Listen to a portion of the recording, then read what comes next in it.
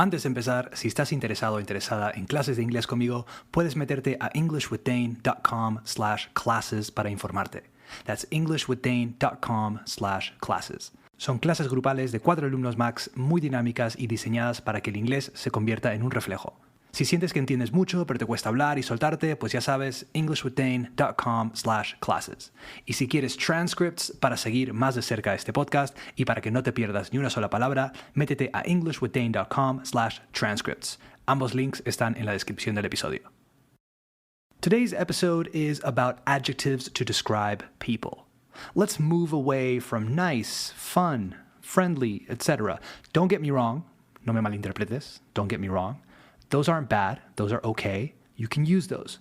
But I think it's better to be a little more precise, and also it makes you sound better too. Win-win. So let's jump in. You are listening to episode 155 of English with Dane. Hit it.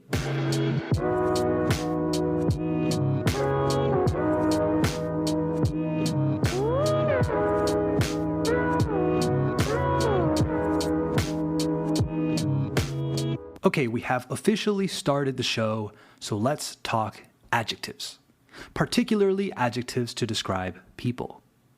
We'll start with positive adjectives, so nice things to say about people, and then we'll follow it up with negative ones. First up is likable, so like plus the suffix able. So someone who is likable is easy to like. It's a good adjective to use instead of the classic nice. Well, I find him very likable. Then we have empathetic. Empathetic. So someone who is in tune with other people's feelings. Someone who has a lot of empathy is empathetic. Pathetic, bad. Empathetic, good. What a difference 2 letters make. Then we have hardworking. Alguien muy trabajador o trabajadora is hardworking. This is a common way to construct adjectives, by the way.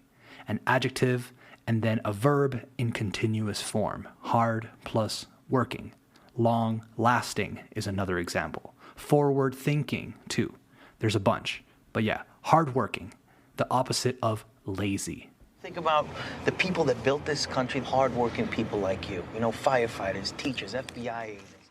Then we have easygoing. I love this one. It's also a good example of what we just talked about. Easy plus going equals easygoing. Someone who is easygoing is relaxed, generally calm, and tolerant. We don't actually say hardgoing for the opposite effect. You'd think so, but no. The opposite would be something like tense, intolerant, anxious, apprehensive, etc. So, your quiet, calm friend is easygoing. How come I couldn't have ended up with an easygoing guy like you, Charlie, huh? Then we have enthusiastic. Enthusiastic. If you are enthusiastic, you are someone that shows a lot of interest, approval, and you're eager, probably, too. That friend of yours who is always ready and excited for the plans you propose, who is ready to party or just do whatever and have fun doing it. Enthusiastic people have a good attitude and are motivated to get things done and pursue dreams. Then there's charming. If you are charming, encantador o encantadora, you have a lot of charm, encanto. Yes, easy one. You are very pleasant, and your way of being, tu manera de ser, your way of being inspires the devotion of others. I looked up what makes people charming, and apparently it's 1, make people feel important. 2, they are great at making themselves look approachable, so you can approach them, te puedes acercar a ellos y iniciar una conversación. 3, they are good listeners. 4, they are well-spoken, so they are articulate and have a good vocabulary, but not in an, oh, look at my vocabulary way. Then they are also authentic and genuine, synonyms, and they use your name in conversations. I'm sure there are a lot more things, but these were the ones that jumped out at me first. So, charming. A restaurant, hotel, Room, etc. can also be charming, by the way, but we're focusing on people for this episode. Then there's resourceful. Resourceful. Someone who is resourceful has the ability to find quick and clever ways to overcome, superar, to overcome difficulties. Ingenioso is maybe a good translation. Práctico maybe too. People who are resourceful not only find unique solutions to problems or situations, but are also open-minded, self-assured, and proactive. Your wife appears to be stronger than we imagined, Mr. Torrance. Somewhat more resourceful. Next up, we have considerate. Considerate. If you are considerate, you are polite and caring. You are thinking of other people and considering them, treating them with respect and decency. You room with Beth from now on, so be considerate. Thanks. Next up is warm or warm-hearted. When someone is warm-hearted, they are kind and loving. They show sympathy and generosity for others. It's similar to considerate. Well, I'm sure warm-hearted people are considerate. It's not about delineating between all of these adjectives. It's about giving you guys the tools to describe.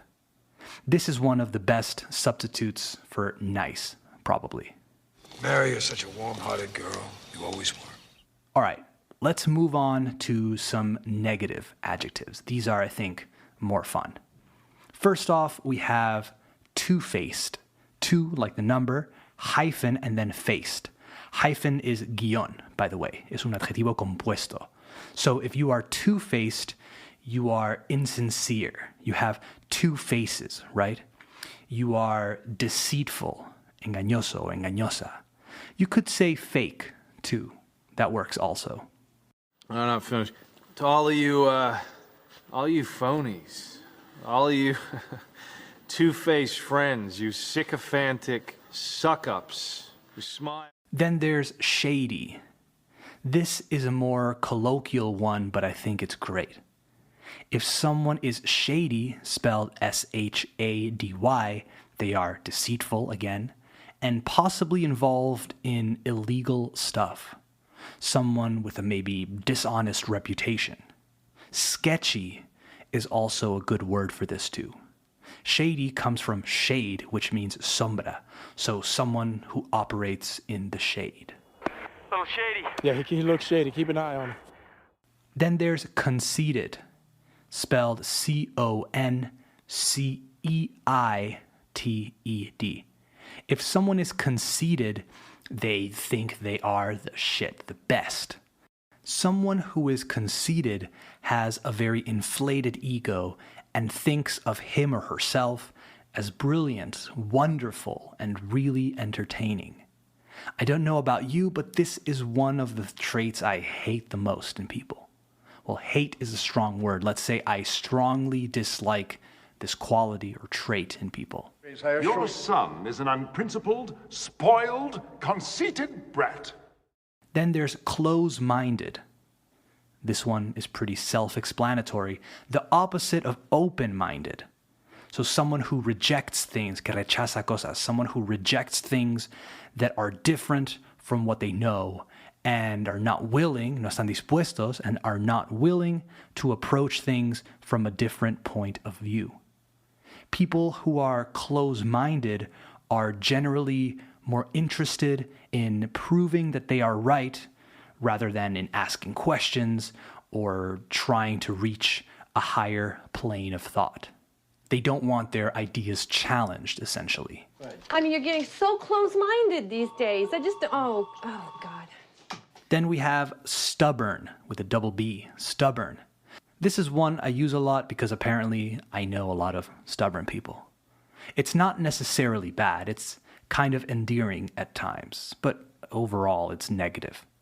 Stubborn is a trait that close-minded people have, but not all stubborn people are close-minded, if that makes sense. So stubborn, again, double B. So someone who is stubborn insists on a point even when they know they're wrong. They do something even when people don't want to. They do something even when other people don't want to. Stubborn people are often unwilling, no están dispuestos, are unwilling to compromise or change their minds.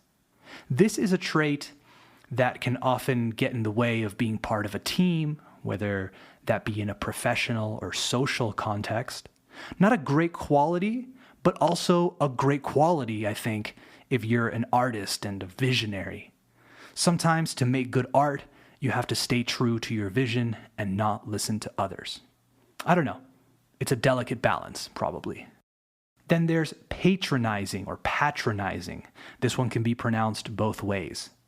Someone who is patronizing thinks they are more intelligent than you. They explain things in a way that can make you feel stupid or not as smart as them. People who are patronizing don't tend to listen to others much and usually think their opinion or point is the correct one, and other people don't know what they're talking about. Well, it seems enormously patronizing to me. Then there's clingy. This is a great one. First, to cling on to something means to hold on tightly to something. Cling spelled C-L-I-N-G. So if someone is clingy, they are very needy and always need to be around you or someone else. A clingy person needs a lot of emotional support and validation and security from someone else constantly. Everyone knows someone who's clingy, maybe partner or friend or whatever. I mean, I think this is kind of serious. A guy without friends can be really clingy. Like, my brother-in-law drives my sister crazy. He's always like, when are you gonna be home? Oh, where are you going? Can I come with you? But nothing's on TV. All right, one more. Moody. This one is probably obvious, but I hardly ever hear non-native speakers use it. Someone who is moody is often sad or changing from being happy to sad, often for no clear reason. So someone who changes moods quickly and frequently. He's moody and possessive. Artists are like children. What I wanted to also mention is that this is another way of constructing adjectives, just adding that Y at the end. So moody, clingy, needy, etc. A lot of the time we make up adjectives and just add a Y. We say made up, grammatically incorrect stuff when an adjective doesn't come to mind. Like imagine you're eating something and it tastes too much like spinach, and you don't like that. A native speaker might say, I'm not a fan, it's too spinachy. Spinachy is not a word, obviously, but it gets the point across. All right, that's it for this episode of English with Dane. I hope you enjoyed it, and I hope you learned something. If you made it this far, si llegaste hasta aquí, if you made it this far, please give English with Dane a 5-star rating on Spotify, Apple Podcasts, or wherever you listen. If you want transcripts for all future episodes so you don't miss a word, go to englishwithdane.com/transcripts and sign up to the listener list. You'll receive full transcripts for new episodes on the same day as they come out. If you want past transcripts, you can get those too. That's englishwithdane.com/transcripts. All right, talk soon. Later.